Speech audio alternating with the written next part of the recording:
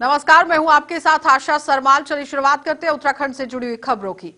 मुख्यमंत्री त्रिवेंद्र सिंह रावत ने राजपुर रोड स्थित उत्तराखंड वन विभाग मुख्यालय में ई ऑफिस कार्यप्रणाली का शुभारंभ किया। इस अवसर पर उन्होंने घोषणा की कि चमोली एवं पिथौरागढ़ में भालुओं के लिए एक रेस्क्यू सेंटर बनाया जाएगा और बंदरों के लिए भी 4 रेस्क्यू सेंटर बनाने का प्रस्ताव भारत सरकार को भेजा गया है। तो झाझरा में आनंद वन सिटी फॉरेस्ट को विकसित करने के लिए मुख्यमंत्री ने साधना जयराम को प्रशस्ति पत्र देकर सम्मानित किया और मुख्यमंत्री श्री त्रिवेंद्र सिंह रावत ने वन विभाग के अधिकारियों को दिशा निर्देश दिए कि ई ऑफिस प्रणाली को जल्द ही जिला एवं क्षेत्रीय कार्यालयों में भी विस्तारित किया जाए। तो प्रधानमंत्री नरेंद्र मोदी जी ने कार्यों में तेजी और पारदर्शिता लाने के लिए डिजिटल इंडिया की जो शुरुआत की, उसके बेहतर परिणाम आज सबके सामने हैं। तो राज्य में ई कैबिनेट की शुरुआत की गई। ग्रीष्मकालीन राजधानी गैरसैंण को ई विधानसभा बनाया जा रहा है और 37 ऑफिस ई ऑफिस प्रणाली से जुड़ चुके हैं। तो डिजिटल कार्यप्रणाली की ओर हम जितनी तेजी से बढ़ेंगे, उतनी तेजी से ही जन समस्याओं का निदान होगा।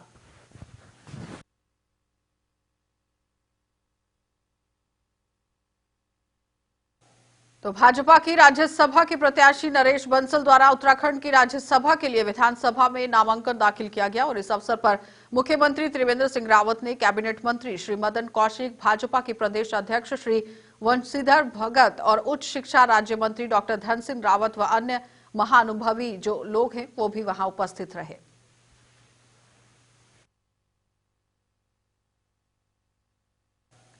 तो उत्तराखंड से राज्यसभा के लिए नरेश बंसल को भाजपा प्रत्याशी घोषित किया गया है। इस घोषणा के बाद मुख्यमंत्री त्रिवेंद्र सिंह रावत, बीजेपी प्रदेश अध्यक्ष वंशीधर भगत और नरेश बंसल शहीद स्मारक पहुंचे, जहां पर उन्होंने शहीदों को नमन किया। इस दौरान उन्हें आंदोलनकारियों को भी अपना जो सम्मान है वो दिया और आंदोलनकारियों ने सीएम त्रिवेंद्र सिंह रावत से मुलाकात करनी चाहिए थी, लेकिन सीएम उनसे नहीं मिले, जिसको लेकर आंदोलनकारी भटक गए और काफी ज्यादा रोष उनमें देखा गया क्योंकि वो भड़क गए थे और आंदोलनकारी प्रमीला रावत का आरोप था कि सरकार शहीद स्मारक को तोड़ने जा रही है।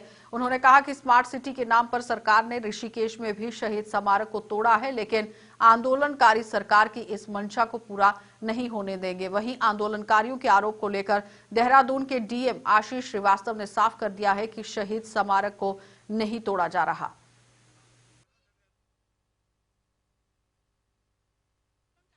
और मैं अकेली महिला प्रमिला रावत, अभी तो मुझे सूचना मिली, अभी 10 मिनट में से मुझे पता चला कि ये हमारा शहीद स्मारक तोड़ रहा है। पूरा उत्तराखंड के राज्य आंदोलनकारियों को मैं बुलाऊंगी।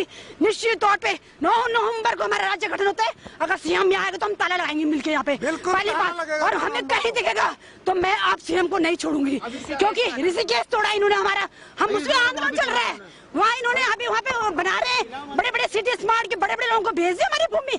आज हमारा मंदिर शहीद स्मारक उग्राण के दिए आज, और आज इसको तोड़ने की बात कर रहे हैं। मैं सिर्फ यही पूछना चाह रही थी माननीय मुख्यमंत्री से कि साहब आप तोड़ रहे हैं या नहीं तोड़ रहे हैं, हमें इतना बता दीजिए। इतना 2 मिनट का समय नहीं था, जिसने क्या था इसके पास, क्या था माननीय मुख्यमंत्री के पास, आज क्या क्या संपत्ति जांच करी इनकी संपत्ति की आज, लेकिन उग्राण बिल्कुल छोड़ेगा नहीं माननीय मुख्यमंत्री। देखिए, कोई ऋषिकेश का मैटर है जिसको लेकर के उन्होंने ये बात कही है, उसको देखा जाएगा। बाकी जो यहाँ पर अगर कोई स्मार्ट सिटी में कोई इशू होते हैं तो उसमें जो है प्रॉपरली बात करने के बाद और प्रॉपर शिफ्टिंग के बाद ही कोई इशू होता है, ऐसे कोई इशू नहीं होता है। महिला सशक्तिकरण एवं बाल विकास मंत्री रेखा आर्य ने बागेश्वर का दौरा किया और इस दौरान उन्हें पुलिस द्वारा गार्ड ऑफ ऑनर भी पेश किया गया और इसके बाद उनकी अध्यक्षता में जिला खनिज फाउंडेशन न्यास की समीक्षा बैठक हुई, जिसमें जिला खनिज फाउंडेशन न्यास के अंतर्गत प्रस्तावित कार्य योजना में शामिल कार्यों की समीक्षा की गई। इसके साथ ही जिले के खनन प्रभावित क्षेत्र के लिए वर्ष 2020-21 के लिए 2 करोड़ 35 लाख रुपए के विभिन्न कार्यों का अनुमोदन किया गया। इसके अलावा जनपद बागेश्वर के खनन प्रभावित क्षेत्रों में प्रभावित व्यक्तियों एवं ग्रामों के अंतर्गत आवश्यक आधारभूत सुविधाएं पहुंचाने को लेकर भी चर्चा की गई।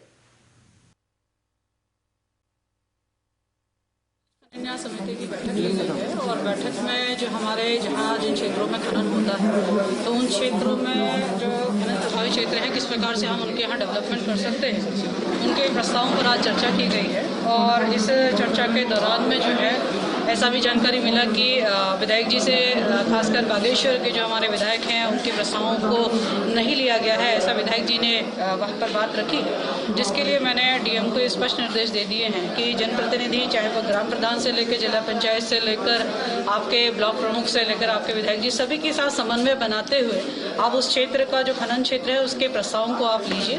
और साथ में आज जो है 2,34,00,000 का जो है आज बजट जो है वो अनुमान्य किया गया है। तो मुख्य सचिव ओम प्रकाश ने सभी जनपदों के जिलाधिकारियों से वीडियो कॉन्फ्रेंसिंग के माध्यम से कोविड-19 वैक्सीन से संबंधित टास्क फोर्स की बैठक ली। मुख्य सचिव ने जनपदों को सभी सरकारी एवं गैर सरकारी हेल्थ केयर वर्कर्स का डाटा अपडेट करने के दिशा निर्देश जो है वो दे दिए हैं। उन्होंने सभी जिलाधिकारियों को कोविड वैक्सीन सेल बनाने के लिए भी यहाँ निर्देश दिए हैं कि कोविड वैक्सीन का जो सेल है वो यहाँ पर बनाया जाए। उन्होंने कहा कि सभी सरकारी एवं गैर सरकारी हेल्थ केयर वर्कर्स का डाटाबेस 28 अक्टूबर तक तैयार कर लिया जाएगा और मुख्य सचिव ने निर्देश दिए हैं कि इसके लिए सभी जनपद डिस्ट्रिक्ट लेवल टास्क फोर्स की जो बैठक है वो शीघ्र आयोजित कर ली जाए। उन्होंने कहा कि डाटा वैलिडेशन का कार्य जो है वो आवश्यक करवा लिया जाए और मुख्य सचिव ने जनपद स्तर में सीडीओ अथवा एडीएम रैंक के उच्चाधिकारियों को नोडल अधिकारी नियुक्त किए जाने में भी निर्देश दे दिए हैं। तो डाटा कलेक्शन के कार्य समय से पूर्ण करने हेतु सभी जनपद अधिकारी काम कर रहे हैं और उसके साथ ही साथ अधिक से अधिक स्टाफ को शामिल करते हुए निर्धारित समय पर पूर्ण किया जाए।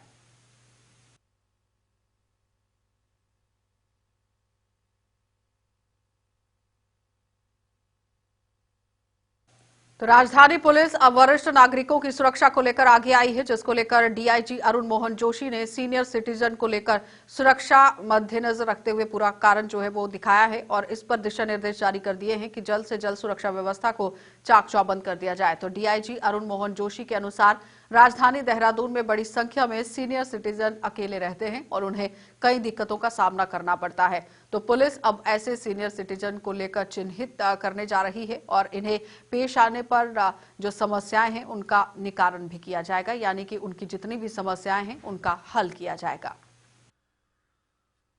सीनियर सिटीजन्स के बारे में जो सभी थाना इंचार्ज हैं उनको बताया गया है कि जो भी सीनियर सिटीजन्स हैं जो कि उनके थाना क्षेत्र में रहते हैं उनसे लगातार संपर्क में रहें और जो भी इस तरह वोलेटाइल टारगेट्स हो सकते हैं, वल्नरेबल टारगेट्स हो सकते हैं, जहां पर कोई क्रिमिनल कार्रवाई करने कोई क्राइम करने की कोशिश कर सकता है, उसमें क्या क्या प्रिकॉशन हम लोग ले सकते हैं उस बारे में जरूर जो भी मेजरमेंट्स लिए जाने हैं समय से ले लिए जाएं।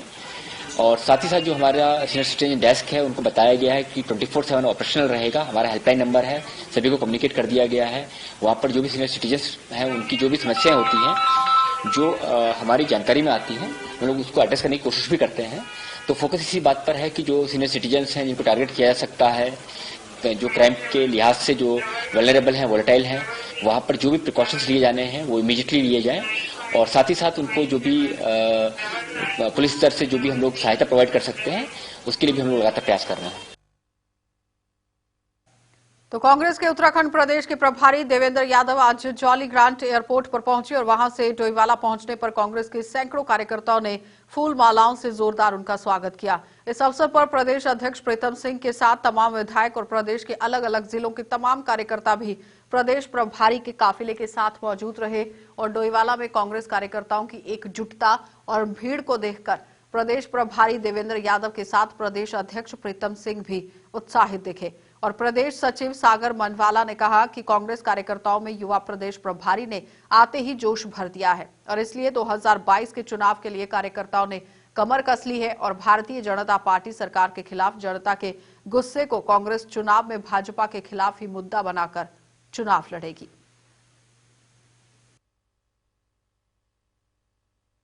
यादव जी 3 दिवसीय दौरे पे हैं उत्तराखंड के। आज 27, 28, 29 उत्तराखंड रहेंगे। तो आज देहरादून पहुंचने में, प्रथम बार देहरादून पहुंचने में जॉली ग्रांट एयरपोर्ट पे कई हजार कार्यकर्ताओं ने उनका स्वागत किया है। युवा, विशेष रूप से युवा आज जोश में है क्योंकि युवा प्रभारी इस प्रदेश को मिले हैं। बहुत समय बाद ऐसे प्रभारी मिले हैं कांग्रेस को जो आम कार्यकर्ता से डायरेक्ट बात कर रहे हैं, डायरेक्ट संपर्क में, डायरेक्ट मैसेज में और कॉलिंग में संपर्क में है। तो युवा बहुत खुश है, खासतौर से एनएसयूआई, युवा कांग्रेस और हमारे पंचायत संगठन के लोग सबने उनसे मिले, आज उनका स्वागत किया। 3 दिवसीय दौरे पे देहरादून में रहेंगे। आज पूरे प्रदेश कमेटी से, प्रदेश के लोगों से मिलेंगे। जितने अनुषांगिक संगठन है सब लोगों से मिलेंगे। 3 दिन पूरे संगठन से बातचीत वो करेंगे। कार्यकर्ताओं में बहुत उत्साह है और इसके बाद अभी माननीय जो हमारे प्रभारी जी यादव जी हैं और राजेश धर्मानी जी सह प्रभारी जी हैं, इनके द्वारा अध्यक्ष जी, प्रतिपक्ष नेता, पूर्व सांसद, वर्तमान में जो विधायक हैं, पूर्व विधायक हैं, इनके सब 2 बजे तक इनकी बैठक है। 2 बजे के बाद जो संगठन के प्रदेश महासचिव, उपाध्यक्ष इनकी और सचिव की बैठक है। और निश्चित रूप से कांग्रेस में एक ताकत का काम किया है देवेंद्र यादव जी, हमारे युवा साथी हैं, राजेश धर्मानी जी जो सह प्रभारी है, और एक ऐसे व्यक्ति को प्रभार दिया गया है जिनके कार्य करने की क्षमता बहुत अच्छी है और जो दिल्ली में भी अपने क्षेत्र में कारपोरेशन में चुनाव जिता के लाए हैं। 2022 के लिए कांग्रेस पूरी तरीके से तैयार है और हमारे आज प्रभारी प्रथम बार उत्तराखंड की देवभूमि में आए हैं। हम उनका स्वागत के लिए आज जिस तरह से कांग्रेस के लोग आए हैं, इससे आपको साफ प्रतीत होगा कि अब आने वाला टाइम बीजेपी का उत्तराखंड से जाने का टाइम है। कांग्रेस पूर्ण रूप से तैयार है, संगठन पूर्ण रूप से तैयार है। बस अब वो चुनाव का फजूल फूटने वाला है तो तुरंत आपको उसका नतीजा भी यहाँ पे उत्तराखंड में कांग्रेस की सरकार बना के देंगे। उत्तराखंड में आम आदमी पार्टी अपना जनाधार लगातार बढ़ाती जा रही है और आज पार्टी की नीतियों से प्रभावित होकर बड़ी संख्या में लोगों ने आम आदमी पार्टी की सदस्यता ग्रहण की, जिनका पार्टी में पार्टी के प्रदेश प्रभारी दिनेश मोहनिया ने स्वागत किया। इस अवसर पर पार्टी के वरिष्ठ नेता दीपक बाली भी मौजूद रहे।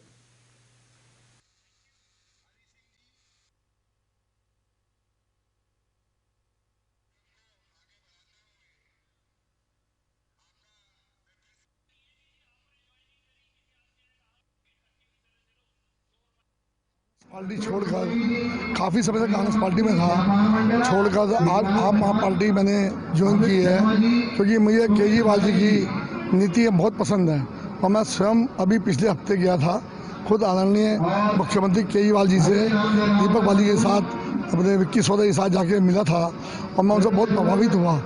जो दिल्ली में उन्होंने नीतियाँ लाए हैं कि स्कूल बच्चों की पढ़ाई के लिए, निजी अस्पताल और बहुत अन्य आप देखते हैं दिल्ली में बिल्कुल खुशहाली है, तो उनकी नीतियों से पसंद हो गए। और जो हमारे काशीपुर में दीपक बाली जी हैं, ये बिल्कुल निस्वार्थ सेवा करने वाले हैं। ये मैं इन सबसे प्रभावित होकर मैंने आज आप वहाँ पार्टी दिनेश मोहन साहब जो हमारे प्रभारी हैं यहाँ के उत्तराखंड के और 3 बार के विधायक हैं दिल्ली के, मैं उनके समक्ष आज मैंने पार्टी ग्रहण की है। मैं बड़े अपने आप को बहुत हल्का महसूस समझ रहा हूँ। उसी कड़ी में आज उधम सिंह नगर के काशीपुर सीट पर हम प्रोग्राम ऑर्गेनाइज कर रहे हैं, जिसमें काफ़ी भारी संख्या में लोगों ने आम आदमी पार्टी ज्वाइन की है। इसमें कई पूर्व पार्षद, सिटिंग पार्षद, जिला पंचायत सदस्य और बीडीसी ने आज आम आदमी पार्टी ज्वाइन कर दी। निश्चित तौर पे पार्टी को ग्रास रूट लेवल पे ले जाने के लिए हमें इन सब लोगों की आवश्यकता होगी और हम कोशिश कर रहे हैं कि प्रत्येक बूथ पर आम आदमी पार्टी के कार्यकर्ता हों, जिससे कि पार्टी की नीतियां और कार्यक्रम जो हैं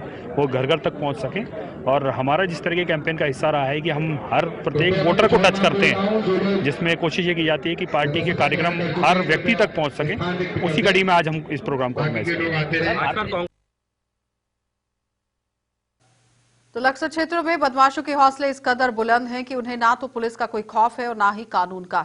आए दिन बदमाश दिन दहाड़े आपराधिक वारदातों को अंजाम दे रहे हैं और ताजा मामला बदमाशों ने बैंक के बाहर खड़ी एक शिक्षक की बाइक की जो डिग्गी है वहां से 50,000 रुपए निकाल लिए हैं, यानी कि एक बड़ा मामला सामने आया है। और जानकारी के मुताबिक लक्सर क्षेत्र के महेश्वरी गांव में प्राइमरी स्कूल में तैनात शिक्षक जगदीश ने लक्सर की एक बैंक शाखा से अपने खाते से 50,000 रुपए की राशि निकाली है और उसे अपनी बाइक की डिग्गी में डाला हुआ था और इस दौरान वे मोबाइल फोन पर बात कर रहा था। इसी बीच छातिर बदमाशों ने डिग्गी में रखे हुए जो 50,000 रुपए जो है उन पर हाथ साफ कर दिया। तो पीड़ित की शिकायत पर पुलिस ने मामला दर्ज कर बदमाशों की तलाश भी शुरू कर दी है।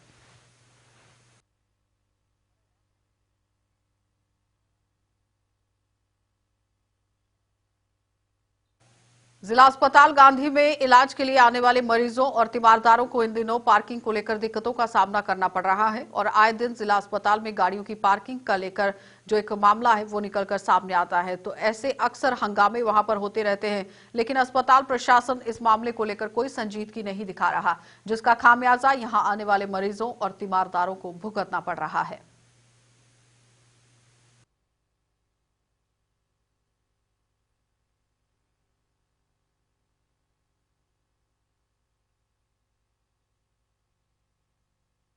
बोलते हैं उन्हें कि आप गाड़ी अंदर लगाइए, मानते नहीं, लड़ने को तैयार रहते हैं सर। कितनी परेशानी उठानी पड़ती? तो सर परेशानी तो झेलनी पड़ती है। बताओ बाहर गाड़ियाँ लग रही है तो जाम वगैरह लगता है? जाम लगता है, लोग मानते नहीं, फिर यहाँ बीच रास्ते में भी लगा के चले जाते हैं। तो फिर वो क्या करते हैं, थोड़ा बहुत हटाना पड़ता है सर, उसके बाद तब जाके एम्बुलेंस घुसती है। तो इसकी शिकायत आपने कहीं की है कि जिस तरीके से लोग बाहर लगाते हैं इसके लिए? सर अब बोलते हैं, बाकी अब आते हैं यहाँ पे सब देख के चले जाते हैं, कोई रिएक्शन तो होगा नहीं इसमें।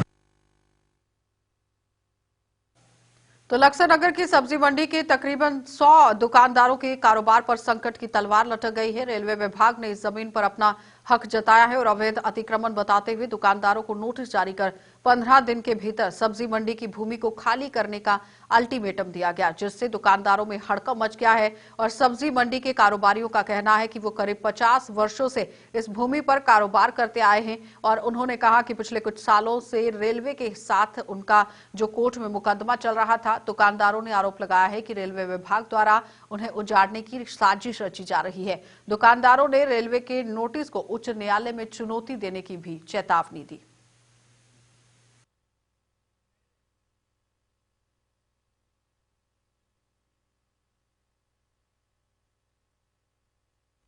हमारा कहना ये है कि जो 50 साल से हम लोग यहाँ बैठे हुए हैं, भाई रेलवे हो चाहे PWD हो, हमारा कहीं इंतजाम कर दे तो हम दूसरी जगह जाके शिफ्ट हो जाएंगे। अब इन्हें 50 साल के लोगों को उजाड़ना जो है वो कहाँ का तुक है। 1990 में हम रेलवे के खिलाफ जीते जिला सहारनपुर से। रेलवे अपील में इलाहाबाद हाई कोर्ट गई, वहाँ से इनका आदम पैरवी में 2009 में खारिज हो गया। तो हम ये कागज लेके अपने हाई कोर्ट नैनीताल जाएंगे और स्टे लेकर आएंगे। रेलवे ने हमें अवैध तरीके से नोटिस दिए हैं। 50-60 साल से बैठे हुए यहाँ से, और जो है हम यही कहें कि अगर रोड की कोई संभावना हो तो हमारे साथ आगे जो वे बातचीत करो। अगर वे 20 फुट का रोड चाहते हैं तो हम 20 फुट का रोड देने के लिए तैयार हैं। हम गरीब अपने बच्चों का पशुपालन कर रहे हैं। महिला आयोग के उपाध्यक्ष सायरा बानो काशीपुर के इस्लाम नगर बसई का दौरा कर रही हैं और इस दौरान उपाध्यक्ष सायरा बानो स्थानीय लोगों से बैठक कर रही हैं और महिलाओं से जुड़ी हुई समस्याएं भी सुन रही हैं। तो इस अवसर पर महिला आयोग की उपाध्यक्ष ने कहा कि महिलाओं से संबंधित समस्याओं की जानकारी आयोग तक पहुंचाई जाती है, लेकिन उन समस्याओं का समाधान किया जा सके और महिलाओं के ऊपर हो रहे अत्याचारों पर भी रोक लाई जा सके, इस पर लेकर लगातार काम कर रही हैं वो।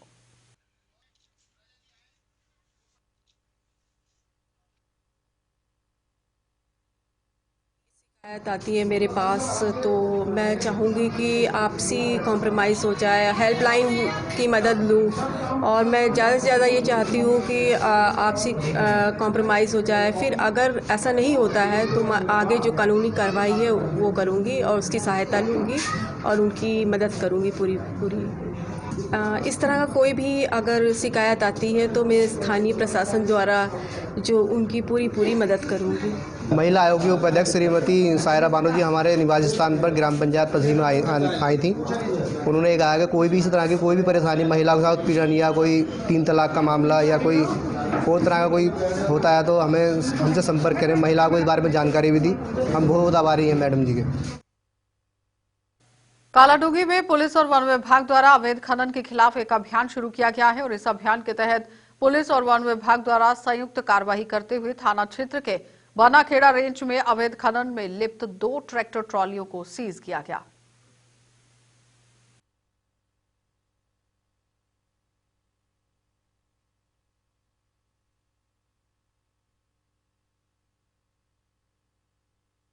कल जो रात्रि में जो है ये पुलिस के नेशनल एसपी साहब द्वारा जो है अवैध खनन को कंट्रोल करने के लिए 3 ट्रैक्टर ट्रॉली और 2 डंपर यहाँ पे जो सीज कर भेजे हैं जो हमारे कस्टडी में है। तो सितारगंज के निवासियों की राशन कार्ड व प्रधानमंत्री आवास योजना से संबंधित समस्याओं को लेकर आम आदमी पार्टी का एक शिष्टमंडल खंड जो है वो विकास अधिकारी से मिला है। इस दौरान पार्टी की पूर्व जिलाध्यक्ष बिशन दत्त जोशी ने उन्हें इन समस्याओं के निवारण के लिए एक ज्ञापन सौंपा।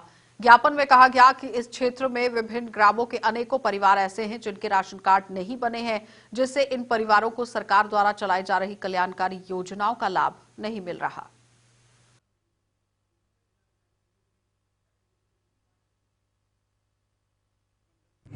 आज खंड विकास कार्यालय में खंड विकास अधिकारी जी से मिला है। हमने पिछले दिनों जो पूरी नानकवत्ता विधानसभा के अनेकों ग्रामों में जो भ्रमण किया था उस दौरान जो है हमारे आगे कई तरीके की समस्याएं आई थी सामने।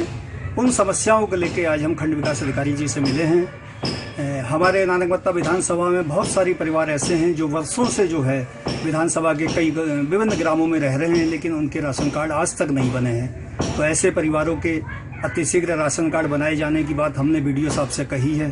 दूसरा, बहुत से परिवार ऐसे हैं जिनके नाम प्रधानमंत्री आवास योजना की सूची में थे, लेकिन अब जो नई सूची जारी की गई है उसमें उन लोगों के नाम काट दिए गए हैं और उनके नाम जो है उनको बगैर बताए हुए, बगैर किसी कारण के काटे गए हैं। इस संबंध में भी हमने बीडीओ साहब से बात करी है और हमने बीडीओ साहब से आग्रह किया है कि वो अपने स्तर से जांच करने के उपरांत अगर पात्र व्यक्ति कोई ऐसा आदमी जिसका नाम पहले सूची में था और उसे सूची से बगैर कारण बताए हुए निकाल दिया गया है, तो उन ऐसे परिवारों को अतिशीघ्र वो जो है इस बुलेटिन में फिलहाल इतना ही। देश और दुनिया की खबरों के लिए आप देखते रहिए JK24/7 न्यूज।